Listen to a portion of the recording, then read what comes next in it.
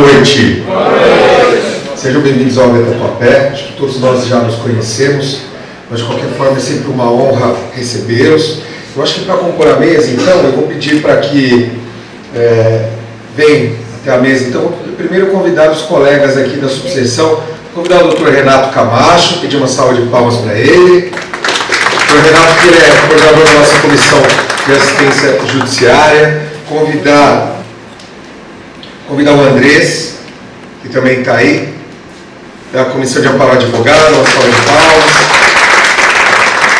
Convidar a doutora Ivone, que está participando aqui das comissões conosco, a doutora Ivone, uma salva de palmas para ela. Convidar o Watson, que está presente, que é o coordenador do Núcleo de Prática da Universidade Paulista Unip, por favor, doutor Watson. Convidar também o nosso palestrante de hoje, que é o doutor Wagner Ginotti Pires. Pedir uma calorosa salva de palmas para ele. Mas a palestra de hoje, ela tem muita importância. Acredito que todas as palestras são importantes, mas o palestrante de hoje é o Dr. Wagner Ginotti Pires, estará abordando o Estado Democrático de Direito em face do pós-positivismo. Mais do que a palestra, eu acho que essa comunicação efetiva, essa participação de vocês aqui para nós é muito importante, porque a presença dos futuros profissionais, isso nos engrandece, isso traz uma instituição ainda mais forte, traz uma interlocução muito importante. Nós acreditamos que a participação do aluno na universidade e na OAB, como um todo, isso traz um fortalecimento do nosso campo jurídico, um fortalecimento da nossa profissão e um fortalecimento do próprio Estado Democrático de Direito, que é um tema da nossa palestra de hoje. Antes de passar a palavra para o nosso palestrante, eu gostaria de ouvir os colegas da mesa, de forma bem breve, passar a palavra para a doutora Ivone, para algumas considerações sobre essa data. Agradeço pela oportunidade, agradeço ao doutor Leopoldo, por ter me convidado para compor a mesa, a todos vocês que estão presentes e desejo uma ótima palestra. Vou passar a palavra para o Renato Camacho, dentro da nossa comissão de assistência judiciária. Inclusive, se puder expor para os alunos assim, de uma forma bem breve, que seria a comissão de assistência judiciária, de qualquer forma, com a palavra. Boa noite a todos. Sejam muito bem-vindos aqui à 101ª subseção da OAB do Tatuapé. Gostaria de cumprimentar todos os membros da mesa, na pessoa do nosso presidente, doutor Leopoldo, nosso querido palestrante, doutor Wagner. Eu sou coordenador da Comissão de Assistência Judiciária, basicamente, os advogados, eles se inscrevem no convênio da assistência judiciária, visando cobrir a deficiência da Defensoria Pública, que não tem um número expressivo de defensores para atender o cidadão que precisa do auxílio jurídico. Basicamente, como que se diz, nós tentamos aqui auxiliar o advogado também no exercício da advocacia, do recebimento dos seus honorários também, porque nem sempre é fácil receber, problemas com certidões e etc. Bom, basicamente é isso, Gostaria de agradecer a todos e passar a palavra ao nosso presidente. Obrigado, doutor Renato. Mais uma vez eu quero cumprimentar o doutor Wagner. O doutor Wagner, que é um idealizador, mais do que um coordenador da universidade, é um educador e um idealizador no sentido de que, além do conhecimento que vem traçando junto aos acadêmicos de direito, vem sempre pugnando pelo constante crescimento da educação, o constante crescimento do curso jurídico. O doutor Wagner, que aqui digo aqui, pelo trabalho que eu venho acompanhando o Dr. Wagner nos últimos anos, com certeza à frente da universidade, só agregou e só construiu um curso de Direito na nossa região ainda mais forte, mais empenhado, com profissionais hoje que estão ingressando nas nossas fileiras Então, se temos hoje grandes profissionais, se temos advogados aqui na região que estão fortalecendo a nossa instituição, esses profissionais com certeza ingressam graças ao trabalho que a coordenação de Direito da Universidade Paulista vem desenvolvendo, né? Graças ao trabalho não só da coordenação, claro, mas eu falo da coordenação como forma de liderança, mas de todo o corpo docente da universidade que vem trabalhando com afinco, vem se dedicando, né, no direito, e com certeza é graças a todo esse conjunto, né, esse trabalho que vem sendo desenvolvido, que nós temos hoje grandes profissionais no nosso meio jurídico e temos uma subseção a cada dia mais forte, mais empenhada, mais fortalecida, porque com certeza a OAB ela não se faz apenas por 3 letras, né? Ela se faz graças à presença de vocês, à presença dos advogados, à força dos advogados, à união, e isso eu tenho presenciado nas universidades aqui da região, e principalmente na Unip, essa união, essa coordenação presente, esse coordenador presente ali junto aos alunos, conhecendo cada um pelo nome. Acho que isso é importante, porque traz um grupo, né, que ingressa na OAB a cada dia mais fortalecido, com condições de enfrentar o mercado de trabalho, né, com postura principalmente. Então isso eu acho que é muito importante. Eu gostaria aqui de mais uma vez agradecer a presença do Dr. Wagner, primeiro pela sua presença aqui, a presença dos alunos, e segundo por trazer mais conhecimento aqui para a nossa subseção. Então o Dr. Wagner terá agora então, a palavra e faça aqui da subseção como se fosse a sua casa, né? Sinta-se em casa, como uma extensão da Universidade Paulista Unip, e então passo a palavra. Obrigado. Boa noite a todos.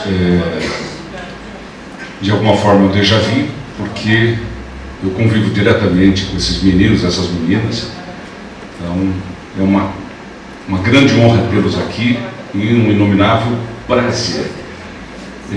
Eu, evidentemente, talvez pudesse ter abusado de uma certa condição. Tem o Roger, tem o Marcelo, que são nossos ex-alunos, já são advogados, e como vocês começaram desde o primeiro, não é, Rodney?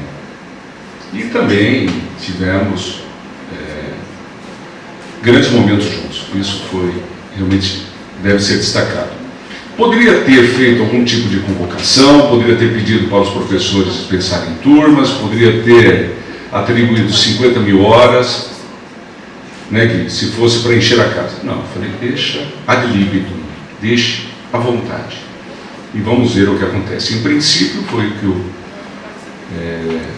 professor Leopoldo, doutor Leopoldo, nos disse que era mais voltado para os profissionais da ordem. Bom, então, por proêmio, por princípio, saúdo o nosso excelentíssimo presidente, o doutor Leopoldo, que é esse grande presidente desta subseção, e que eu acho que não tem um dia que não faz alguma coisa.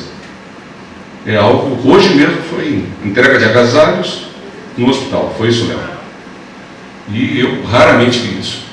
Eu, nos primórdios da minha evolução, eu fui também, advoguei por alguns anos, até estava comentando aqui na coxinha, comentando como foi o meu desempenho. Realmente foi lamentável, foi destruidor. Comecei como advogado recém-formado, fazendo júri e sendo moído, primeiro por uma promotora e depois, mais gentilmente, por um promotor.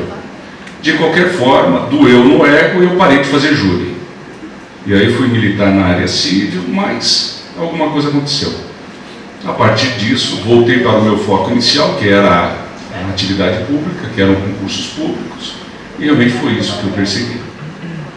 Então, acho que é importante essa fala. Então, penso que agora, praticamente estou às vésperas de uma aposentadoria, vou retornar ao seio da advocacia. A minha inscrição original é no Paraná, 14666.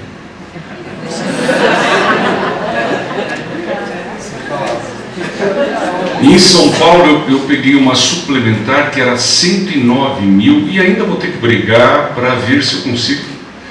A probabilidade não, a 9.604, é isso? O Estatuto da Ordem, qual é o número? De 96, é isso. Ela de alguma forma, contempla e não contempla essa possibilidade. Para os magistrados, sim. Há um acordo de cavalheiro. Mas vamos ver, existem alguns trâmites que permitem esse número. Veja, 109 mil, hoje estamos em quanto? 400 mil? Já chegou a isso? Então eu sou antiguinho já, bastante. Saúdo, então, na presença do Dr. Leopoldo, a mesa, essa digníssima mesa que veio participar, veio honrar e muito nos honra.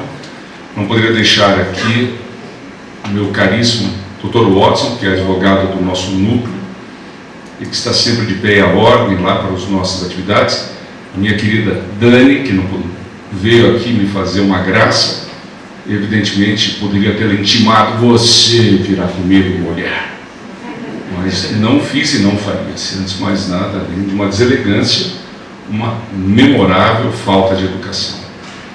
Então, muito obrigado por estar aqui, e a todos vocês, já o meu carinho, minha fraternidade, e quantas horas vamos dar para eles? Umas 20 horas, acho que vocês merecem, tá bom? Lógico que não é por isso que vocês estão aqui, preciso nem dizer isso, mas por que não unir também o útil à amizade? O tema, já me tardando, eu me arrependi. Vocês já se arrependeram de alguma coisa que vocês fizeram na vida? Pois então, eu me arrependi desse tema. Eu até estava falando com o Oscar, tanta coisa bacana, mais simples para se falar, e eu fui escolher o Estado Democrático de Direito no pós-positivismo.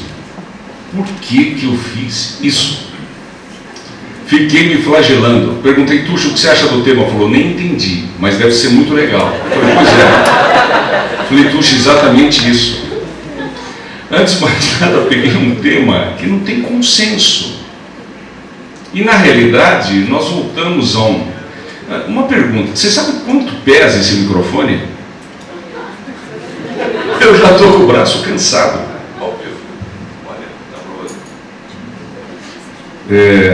Dá para ouvir sem microfone? Acho que dá. Não. Mas eu me arrependi do tema, porque ele não é que ele é complexo, ele é que não seja, mas ele propicia inúmeras aberturas temáticas e ele envolve subtemas cheios de significado, cheios de sentidos que precisam ser decodificados. Estado democrático de direito, eu coloquei de. Eu poderia ter usado uma partícula aditiva aqui. Estado democrático, vocês viram muito isso, e de direito. Já mudou. Já mudou o tema, já mudou o sentido, já mudou a configuração. Não mudou. Mudou. Como disse Wittgenstein, os limites da linguagem assinalam os limites do meu mundo. Então, alterando um dos elementos significantes, você altera o produto final.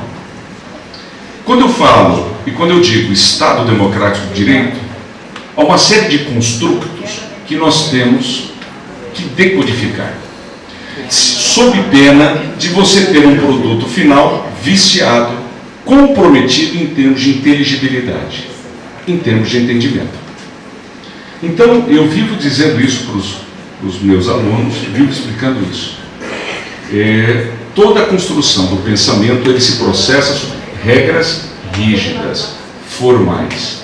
E não adianta, sob uma ótica da pressa, ou da leviandade, ou da má formação, você querer subtrair a isso. Na realidade, nós temos que trabalhar com um conjunto de significados até chegar propriamente no pós-positivismo. O pós-positivismo é a cereja do bolo, é a cobertura, ou alguma coisa próxima disso. Ele literalmente será o produto final. Mas até chegarmos a ele, nós vamos ter que passar por um conjunto de conceitos, e cada um, per si, poderia ser objeto de uma digressão, poderia ser objeto de uma palestra. Falar, por exemplo, formas de governo, democracia, parlamentarismo. Podemos falar de formas de Estado, da República. Nós podemos, cada um de per si, um objeto da teoria política. Poderia ensejar 1, 2, 5 aulas, ou seja, mais de uma palestra. Mas que aqui merece significado. Porque mesmo quando eu falo em democracia, dá a ideia de que isso envolve república, mas não necessariamente. Eu posso ter democracia na aristocracia. Eu posso ter democracia na monarquia. Exemplos: Inglaterra. Exemplos: Japão. E há democracia. Mas parece que um entendimento viciado nesse sentido, que uma coisa não corresponde à outra. E corresponde.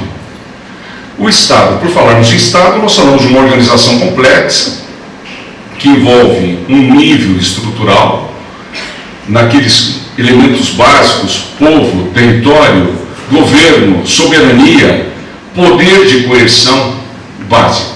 Então envolve uma composição. Então fala Estado democrático. Por quê? Porque se não fosse um Estado democrático, se fosse um Estado autoritário, fosse um Estado tirano, fosse um Estado autocrático, já não valeria. Porque o próprio direito já não seria o que ele pode ser dentro de uma configuração. Então a nossa palestra, ela já sofre um viés, ela já sofre uma limitação pelo próprio título, e consequente de uma validade restrita. Então, mesmo que buscássemos a generalidade, mesmo que buscássemos a totalidade, seria impossível, porque nós fechamos o tema, nós especializamos o objeto do nosso trabalho. Então, quando eu falo Estado, eu evidentemente, e vamos jogar para um conceito que é Brasil hoje, e que talvez não valha em outros momentos. Então, vamos falar do Estado brasileiro.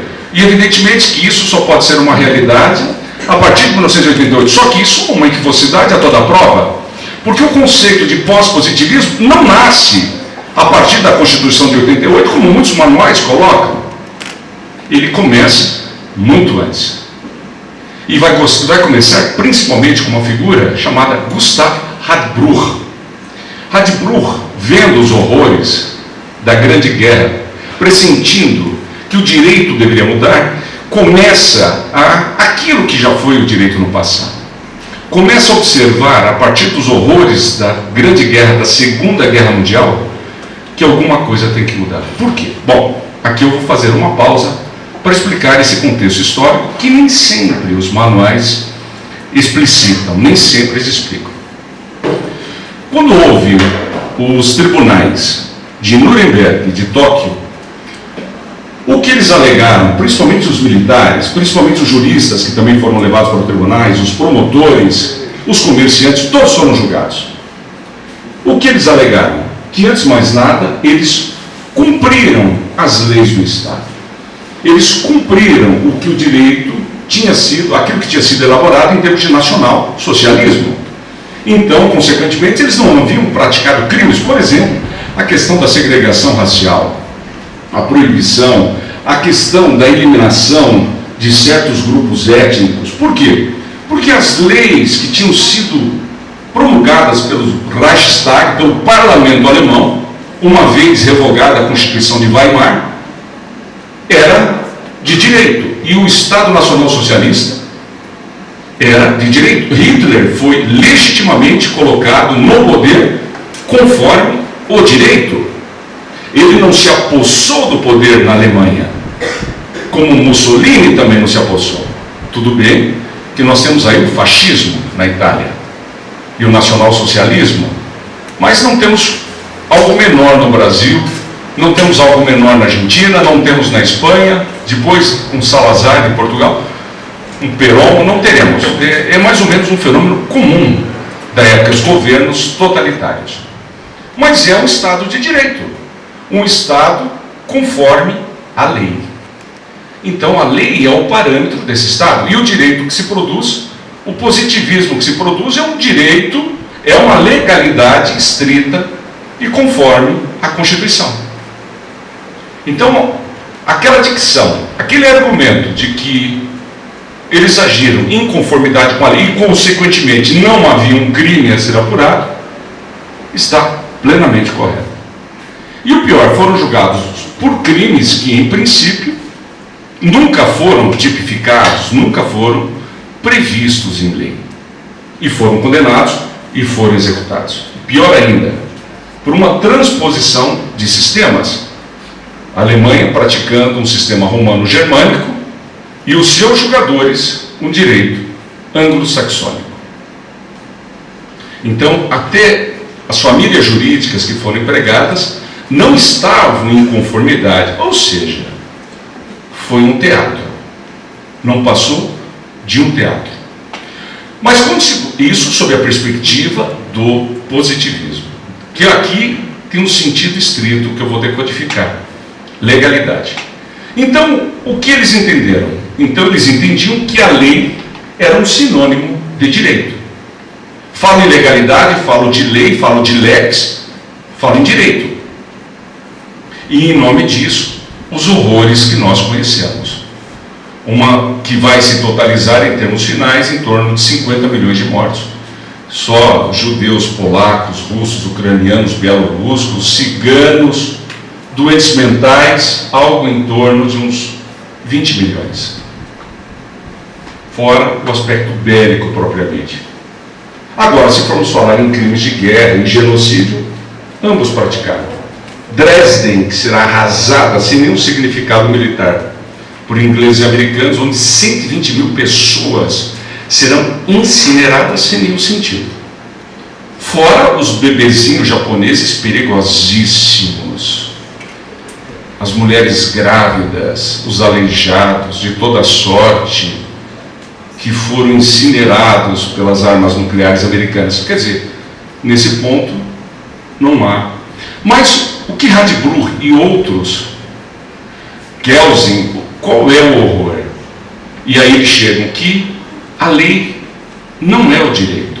A lei é uma das manifestações do direito, que o direito transcende a lei, transcende o positivismo. O direito é algo muito mais do que isso, envolve a consciência dos homens. É algo sempiterno e é algo que não pode ser reduzido a fatores circunstanciais, transitórios, como se fosse aqui agora um mero produto da historicidade. Não. E foi esse o horror que chocou. A lei como sendo a expressão direta e total do direito. E ela não é. E a partir disso, Radbruch, e aí Herbert Hart, e outros que vão começar, Donald Dworkin, quem mais? Robert Alexis, todos esses homens vão começar a produzir um outro tipo de direito, que vai começar a se contrapor àquilo que nós vamos conhecer como positivismo. E é um direito que vai se transformando na medida em que ele começa a agregar dentro da interpretação, dentro da exegese, fatores e elementos não existentes, não compreendidos pelo legislador e pela doutrina especializada na sua elaboração, na sua formulação e na sua aplicação, em termos de prática judiciária. A partir daí, nós temos a ruptura de um paradigma, a ruptura de um padrão. Ou seja, que o direito é a expressão, que a lei é a expressão do justo, do razoável, do certo. Você rompe com isso. Porque a lei, exatamente essa lei, ela pode ser empregada para outros fins que não o justo, que não o correto, que não seja para dignificar o homem, para valorizar o homem, para engrandecer o homem, mas pelo contrário, para exterminá-lo. É esse choque que começa a repensar os valores. Então, por que o homem desenvolve a lei como parâmetro do justo, do razoável, do legal? Exatamente por conta de um momento histórico anterior chamado absolutismo, e daquilo que eu canso de enfatizar do papel que teve a Revolução Francesa, que também não foi um papel puro e simples. Antes dela, nós tivemos um conjunto de revoluções. Tivemos a Revolução Gloriosa, de 1688, na Inglaterra. Tivemos a Revolução Industrial, 1744, aproximadamente quando começa na Inglaterra. Tivemos a Revolução Americana, de 1746, 44, 46. Vamos ter a Revolução Francesa. Então, há um conjunto de transformações sociais, e todas exatamente clamando pelo quê? Pela lei. Precisamos da lei, porque a insegurança era absoluta, Por que era absoluta? Porque vivíamos sob o despotismo do monarca e de seus juízes, e mais do que isso, na aplicação de conceitos etéreos, metafísicos, transcendentais, e que não ofereciam aquilo que, por suposto, a legislação fornece. A lei fornece segurança. Ela me oferece segurança.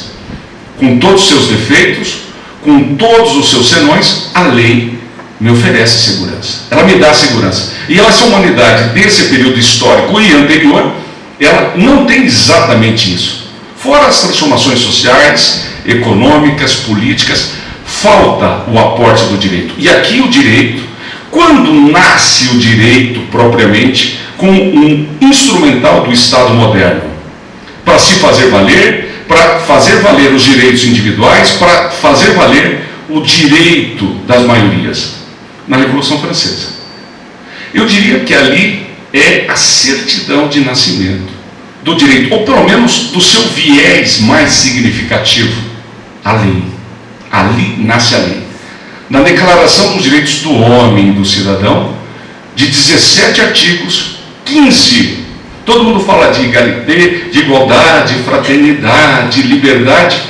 Lindo, são este o suporte valorativo, axiológico. E poucos se esquecem, Denise, da lei. A lei de 17 artigos, Rodney, ela está presente em 15.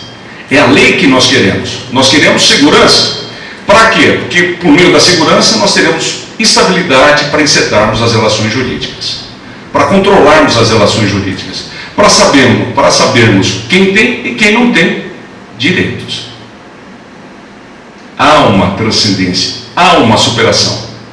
Quer dizer, menos de 2 séculos depois, muito menos por conta dos horrores dessa grande guerra devastadora, ela passa a ser repensada. Porque ela é um produto dessa lei, essa grande guerra, esse extermínio, esse genocídio das gentes, das massas. E ela passa a ser repensada. O direito está em crise. E uma crise que até esse momento não se superou. E hoje, paradoxalmente, o que acontece? Nós vivemos também a mudança do próprio Estado.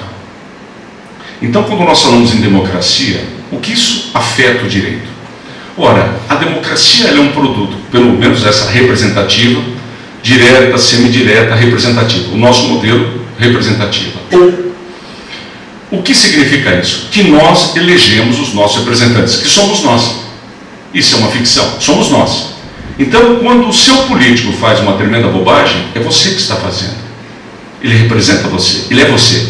Nós não conseguimos, aquele político filho da mãe, olha o que ele foi. É mesmo? Se olha no espelho, você vai ver a relação criador e criatura. É você que está fazendo aquilo. Isso é democracia. Então é você que elege. E dentro do nosso sistema de divisão de poderes, que nasce, pelo menos em termos de prática de Estado, de formação de Estado, na Revolução Francesa, em termos de teoria, nasce com Montesquieu, nasce bem antes. E fora outros que já vão questionar isso, que nós já falamos, com Hobbes, com Locke, enfim, e outros deste período. O que nós teremos nisso? Nós temos que esses nossos representantes farão as leis. As leis que vão nos reger, que vão nos dirigir. Ora, então, feita essa lei no Estado democrático, dentro desse sistema, essa lei feita se presume válida. E dentro dessa presunção, uma vez promulgada, se presumindo válida, ela é de aplicação incondicionada.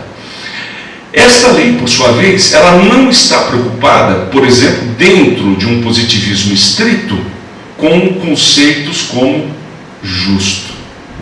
Não existe a ideia do justo no plano da legalidade. Existe o plano de validade. O que se questiona no momento da aplicação da lei é se ela é válida ou não válida. Você não questiona se ela é justa. São conceitos metafísicos. Você não vai perguntar se ela vem para fazer justiça social, se ela vem para resolver o problema da desigualdade dos homens, se ela vem para resolver a questão da má distribuição de riqueza entre os homens? Você não pode fazer esse questionamento. Por quê? Porque não é matéria dela. Não é um problema dela. Mas hoje, mais uma vez, o que se faz nessa ruptura de valores? Quer-se utilizar esta lei que nós fazemos, que nós produzimos para serem aplicadas a nós, ou para nós. Veja, é mais ou menos um círculo vicioso. Nós fazemos as nossas leis. Nós fazemos as leis que irão servir para nós. Então, se essas leis são ruins, nós trabalhamos mal. E hoje, quando se percebe isso, que elas não funcionam, por quê? Porque não é função dela resolver problemas sociais. Não é a função dela, como também não é função dela, consertar máquinas, fazer aviões planarem, voarem, se susterem no ar. Não é a função dela construir submarinos nucleares. Não é função da lei. A lei, ela tem por única e específica finalidade, no Estado democrático, de manter as relações sociais num certo nível de controle e o Estado com um instrumento de eficácia na intervenção. E para isso ele vai dispor de um poder específico, chamado judiciário, para recompor as relações por meio da lei rompidas neste contrato social. Então não é papel da lei. Então hoje o que acontece nessa hipertrofia que se busca atribuir à lei? A lei não é mais a lei. Ótimo, mas eu quero fazer as coisas por meio da lei. Não, o direito transcende. Quando eu falo que o direito transcende, eu vou buscar princípios. E aí vão dar diferentes nomes.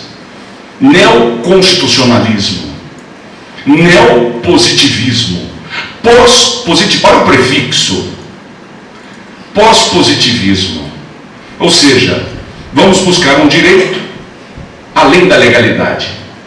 Mas quando eu faço esse movimento querendo buscar um direito além da legalidade, para usar como instrumental de um Estado que não tem foco na sua composição, no uso dos seus instrumentos, o que ele faz sem querer? Eu volto para o início.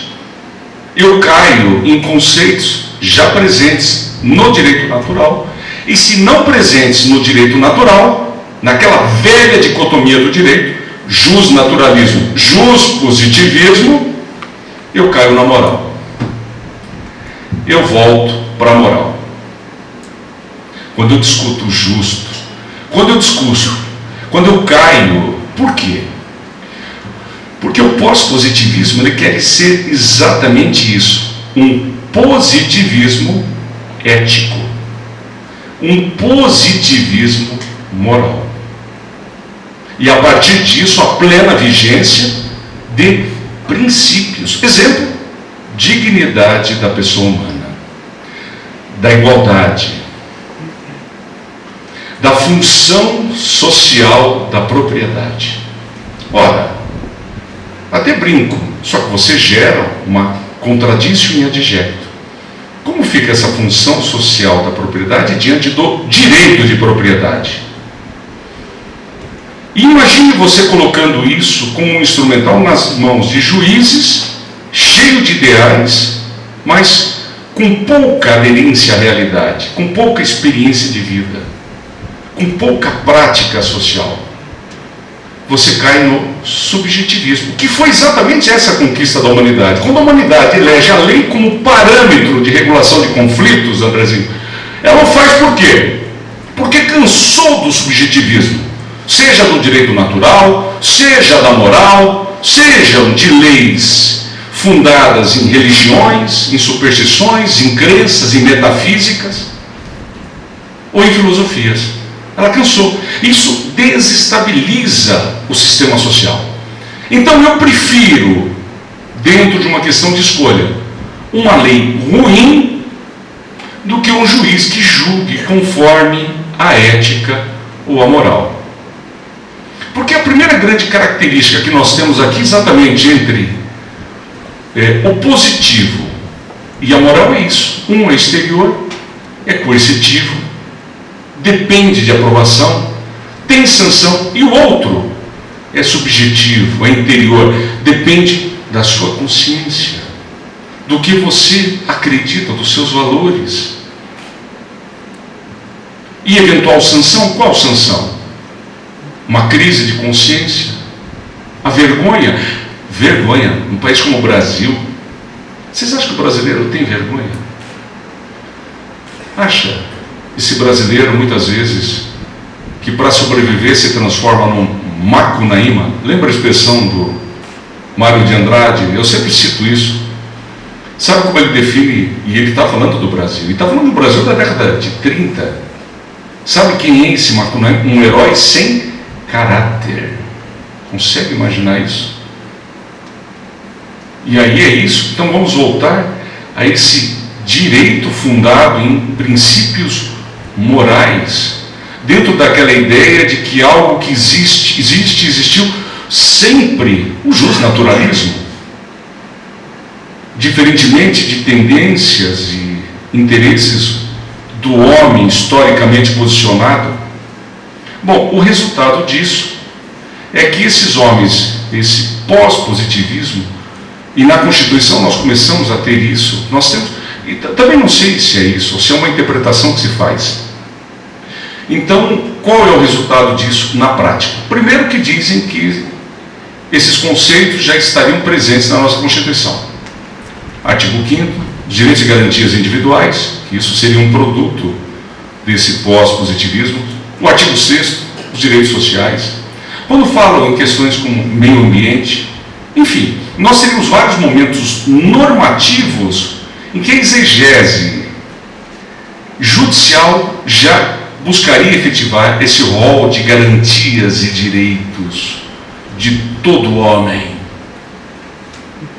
como se isso pudesse abolir as nossas contradições socioeconômicas, como se isso pudesse resolver todos os conflitos.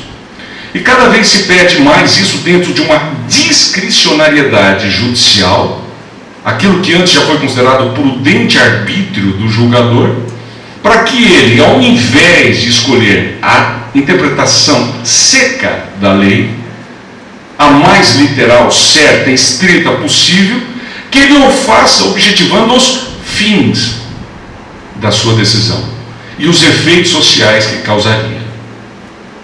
Enfim, só que essa é a grande tese do pós-positivismo, algo que se adicionaria em termos de novas tendências, novas concepções e novas práticas.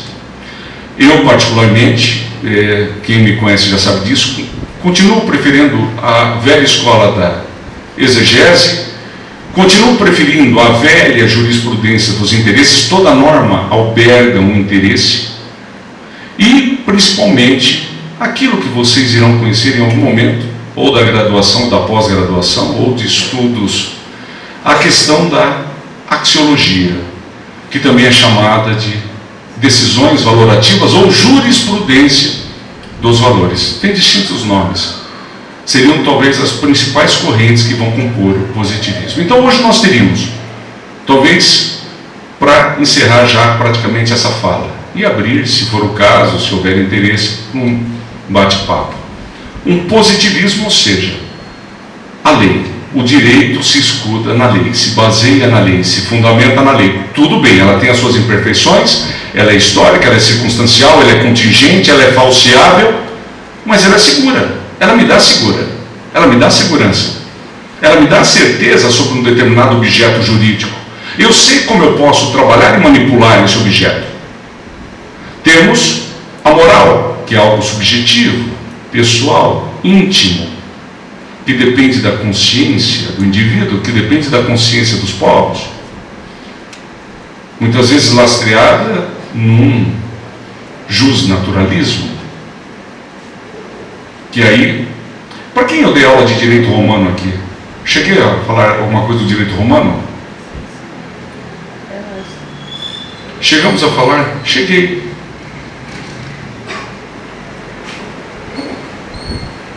Que quando vem a definição, quando eu falo da definição do direito, que talvez seja uma das definições mais bonitas, ius est, ars boni et aequi. Essa é uma definição de Ulpiano. O direito é a arte, olha como ele põe, não como técnica, olha o tecnicismo jurídico de Rocco, da escola italiana de 30, e tudo aquilo que Hans Kelsen vai tentar propor quando vai formar a sua teoria do direito do Estado, depois a sua teoria pura da norma, querendo cada vez mais esse positivismo estrito, já numa ambiguidade em relação ao direito, já se perdendo em relação ao direito. Então nós teríamos hoje então esse direito e esses outros, ou neoconstitucionalistas, que buscam dar e conferir cada vez mais uma amplitude ética, moral, jusnatural, principalmente ao julgador no momento, e conferindo à Constituição, remontando a Kelsen, um sobrevalor em relação às demais normas do sistema jurídico. E pior, que essas normas se incorporem a um eventual aplicador da lei para a definição do que vem a ser o justo, o legal e o razoável. É isso.